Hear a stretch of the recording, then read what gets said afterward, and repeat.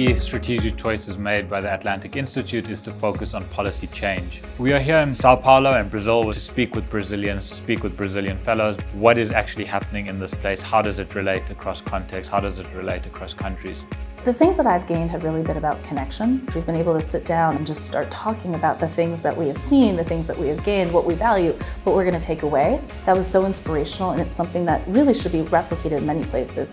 There's so much wisdom here around political activism, how it's happening in different contexts, whether our work is working with political parties, whether we're creating politics of change in our own communities. So I think it's brought a new depth. Within the political ecosystem, who are you? I'm fortunate that we are in Brazil, where I come from, and I've had my way of looking at things, and suddenly I'm spending a week with activists that work on the same issues, but have a completely different perspective, discussing that live in the place where the action is happening.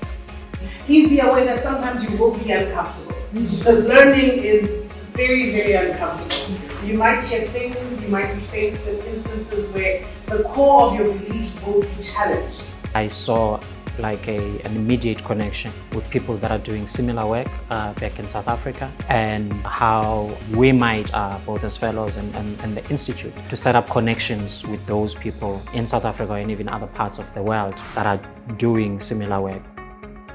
I think that the three takeaways that we had for today was how you need to move beyond certain spaces like your comfort zones to come up with messaging that really resonates and really not just talks to the heart and the mind, but also talks to their stomach, hits them in the gut. I think that kind of very close experience with the fellows has helped to create some baseline understanding of the importance of the people as central to our policymaking. They are the ones who are closest to the issues. They are the ones who can articulate what they need. So I think it's really clarified this notion of policymaking is not some top-down thing, but it actually should emerge from the bottom up, if you will. And a lot of what fellows do is to try and influence policy. So the people that are in government or that have been in government, to explain what are the intricacies of being in government that might lead to that policy not being implemented. I'll be leaving this convening definitely feeling inspired and feeling equipped, but then also coming away with the sense that my toolbox has been expanded. I feel this burning energy that I can actually see things through and changing things. I feel much more empowered. I feel like I can stand in front of my Council of Ministers and be able to say yes to the issues that I believe in. We have people here who are thinking about being candidates. We have people here who have been elected. I think I should go deeper into that, not necessarily being affiliated to a party, but working directly with the party system rather than just with the candidates.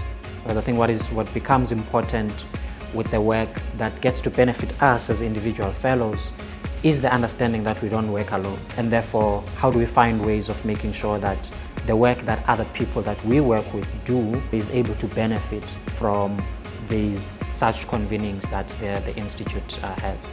For me, the litmus test would be the fruit of the work. Of course, we know political activism is a journey. It's an arc, and only like a check-in years later, I don't know how many, but what has been the fruit in the individual work of the fellows who have attended this convening, that would be one clear way of knowing if this particular convening has been effective.